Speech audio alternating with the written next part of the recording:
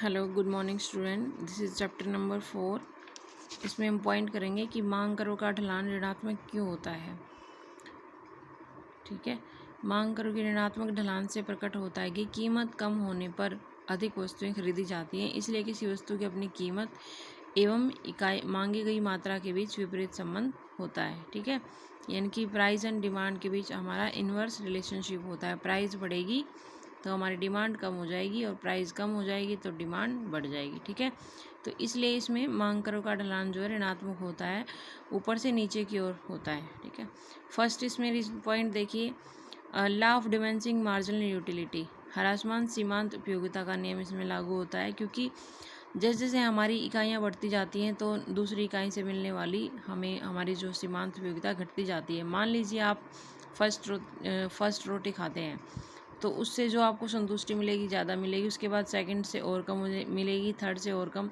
तो जैसे जैसे आप ज़्यादा रोटी खाएंगे उनकी जो है मार्जिनल यूटिलिटी कम होती जाएगी। ठीक है, संतुष्टि कम होती जाएगी। नेक्स्ट देखिए, इनकम इफेक्ट। इनकम इफेक्ट भी इसका एक रीज़न है। एक वस्तु की कीमत में परिवर्तन होने के फलस्वरूप क्रेता की वास्तविक आय में परिवर्तन होने के कारण वस्तु की मांगी गई मात्रा में होने वाले परिवर्तन को हम आय प्रभाव कहते हैं। ठीक है, एक वस्तु की कीमत प्राइस में जो चेंज होता है उससे हमारी इनकम में जो चेंज होता है ना, इसको हम इनकम इफेक्ट कहते हैं। कीमत कम होने पर वास्तविक आय बढ़ जाती है और इस प्रकार वास्तविक आय के बढ़ने से वस्तु की मांग में भी वृद्धि होती है। ठीक है, तो इनकम इफेक्ट है। थर्ड है substitution effect. Substitution effect, substitution वस्तुएं होती क्या है?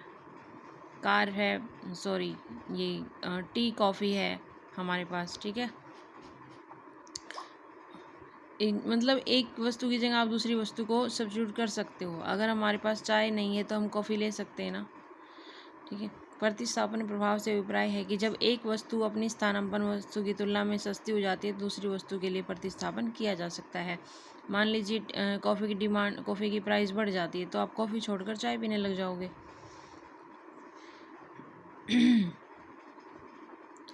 तो नेक्स्ट पॉइंट है हमारा उपभोक्ता समूह का आकार, साइज ऑफ कंज्यूमर ग्रुप। किसी वस्तु की कीमत कम होती जाती है तो हमारे उपभोक्ता जो पहले वस्तु को नहीं खरीद रहे थे वो भी खरीदने लग जाते हैं। ठीक है, इस तरह से उपभोक्ता कंज्यूमर इफेक्ट है ये। फिर उसके बाद डिफरेंट यूज़। एक वस्तु के वैकल्पिक यूज़ होते हैं, जैसे दूध का प्रयोग हम दही पनीर मक्खन बनाने में कर सकते हैं। तो दूध की कीमत अगर कम होती है तो इनका जो उपयोग है बढ़ जाता है, मक्खन का पनीर का। ठीक है, तो फलस्वरूप दूध की मांग भी बढ़ जाएगी। अच्छा, उसमें देखिए आप एक ये पॉइंट है, अपवाद को समझ लेना चाहिए कि मांग के नियम के अपवादों के मांग के नियम की मान्यता नहीं दी जाती है। नहीं समझ लेना चाहिए। अपवादों में अभिप्राय उस असामान्य स्थिति से है जिसमें मांग का नियम लागू नहीं होता है। बेशक नियम ही मान्यताएं पूर्वतः बनी रहती है, मान्यताओं को अपवादों में परिवर्तित न करें। अपवाद देखते हैं इसके क्या है। ठीक है, अपवाद का मतलब क्या है कि कुछ वस्तुओं की कीमत अधिक होने पर भी उनकी मांग का विस्तार होता है। जैसे हम इसमें हीरे का एग्जांपल ले सकते हैं, डायमंड। अगर उसकी डिमांड अधिक भी है तो भी जिन लोगों को ख़रीदना है वो ख़रीदते हैं। ठीक है, उसमें उनकी मांग का संकुचन नहीं होता है। देखिए इसमें दिखाया गया है पॉजिटिव स्लोप है भाई। इसमें जो अपवाद हैं, देखिए ये प्राइस है हमारा, ये क्वांटिटी। अगर प्राइस बढ़ेगा तो भी हमारी क्वांटिटी देखो बढ़ रही है इसमें। ठीक है, आप करके देख लेना। तो ये हमारा पॉजिटिव स्लोप है। ठीक है, वेबलिन इफेक्ट के नाम से भी इसमें जाना जाता है।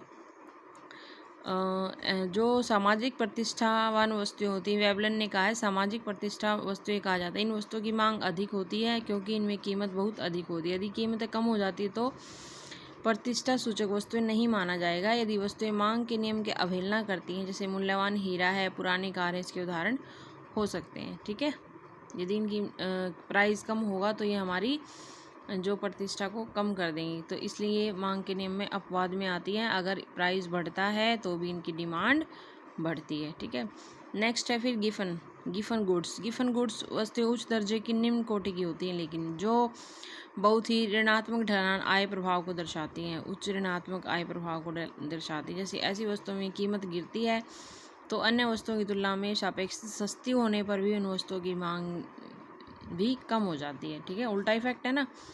जबकि इसमें क्या है, अगर किसी वस्तु की प्राइस बढ़ रही है, कम हो रही है, तो उसकी डिमांड बढ़ जाती है, लेकिन इसमें प्राइस कम होने पर भी मांग उतनी ही कम हो जाती है।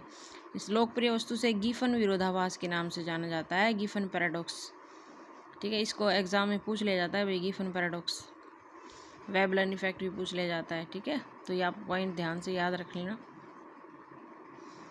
नेक्स्ट है, जब उपभोक्ता वस्तु की कीमत के द्वारा उसकी गुणवत्ता की जांच की जाए। मांग के नियम का उस समय उल्लंघन होता है जब उपभोक्ता कीमत के द्वारा उसकी क्वालिटी की जांच करते हैं। जैसे फर्म का उत्पादन को खरीदने के लिए उभरती हुई इस तथ्य की व्याख्या करते हैं कि बाजार में जो जैविक उत्पादन है गैर जैविक उत्पादन के कीमत के बीच अधिक अंतर पाया जाता है। समाज के धनी अधिक जैविक वर्गों उत्पादन उच्च गुणवत्ता को मानते हैं। उसी अनुसार इन उत्पादों की मांग की मात्रा में वृद्धि होती है, भले ही उनकी कीमत बेहद अधिक होती है। यानी कि जो रिच लोग होते हैं ना, जिन वस्तुओं का प्राइस ज़्यादा होगा वो उन्हीं को अच्छी मानते हैं, चाहे बेशक वो घटिया हो। ठीक है भाई, तो ये था हमारा मांग के नियम के अपवाद। Thank you dear students. Video को लाइक एंड शेयर कीजिएगा, सब्सक्राइब कीजिएगा। ठीक है, अगर आपको कुछ क्वेश्चन या कोई चैप्टर करना है अलग से तो मेरे को लिंक पर भेज दीजिएगा, लिंक शेयर किया हुआ है मैंने।